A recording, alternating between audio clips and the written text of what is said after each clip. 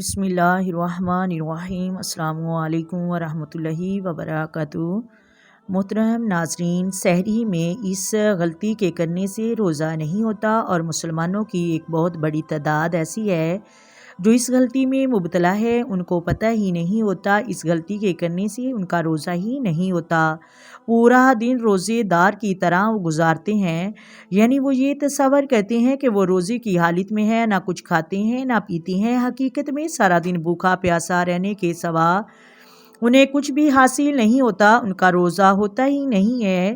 روزہ رمضان کی ایک خاص عبادت ہے اور اسلام کا اہم رکن ہے، اور اس لیے روزے کے جو مسائل ہیں وہ ہمیں ضرور سیکھنے چاہیے، لیکن افسوس کے ساتھ کہنا پڑ رہا ہے کہ آج کا مسلمان ہر چیز کا علم سیکھتا ہے، لیکن نہیں سیکھتا تو دین کا علم نہیں سیکھتا۔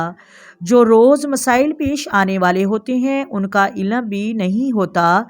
یہ مسائل ہمیں سیکھنے چاہیے کہ ہمارا روزہ کیسے مکمل ہوگا، کن چیزوں کے کرنے سے ہمارا روزہ فاسد ہو جاتا ہے، کن چیزوں کے کرنے سے ہمارا روزہ فاسد نہیں ہوتا۔ رمضان المبارک کے روزے کی فضیلت بیان کرتے ہوئے رسول اللہ صلی اللہ علیہ وآلہ وسلم نے ارشاد فرمایا، جس کا مفہوم ہے کہ اگر کوئی شخص رمضان المبارک کا ایک روزہ چھوڑ دے تو بھلا وہ ساری عمر روزہ رکھتا رہے، اس کا ایک روزے کی برابری نہیں کر سکتا۔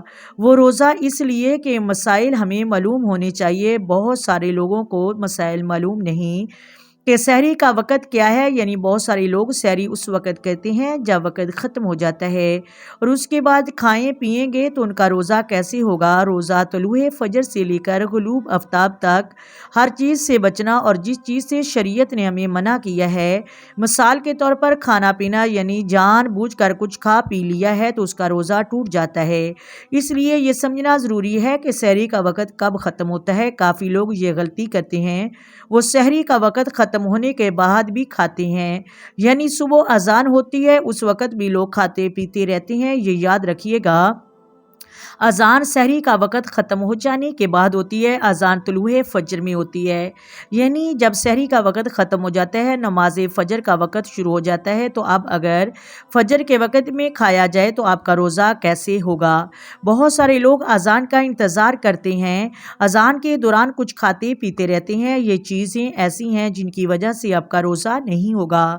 کوشش یہ کرنی چاہیے کہ طلوع فجر سے پہلے، یعنی اذان سے پہلے کھا پی لینا، فارغ ہو جانا۔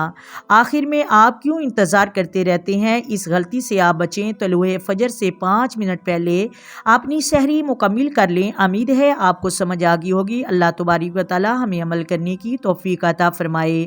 امید کرتی ہوں آپ کو ویڈیو کی سمجھ آ گئی ہوگی۔ آئیں مل کر آقا دو عالم نور مجسم سرور کائنات صلی اللہ علیہ وآلہ وسلم کی ذات پر درود و سلام کی نذرانے پیش کریں۔ الصلاۃ والسلام علیک یا سیدی یا رسول اللہ، الصلاۃ والسلام علیک یا سیدی یا حبیب اللہ، الصلاۃ والسلام علیک یا سیدی یا نبی اللہ، وعلی آلک و صحابک یا سیدی یا محمد رسول اللہ۔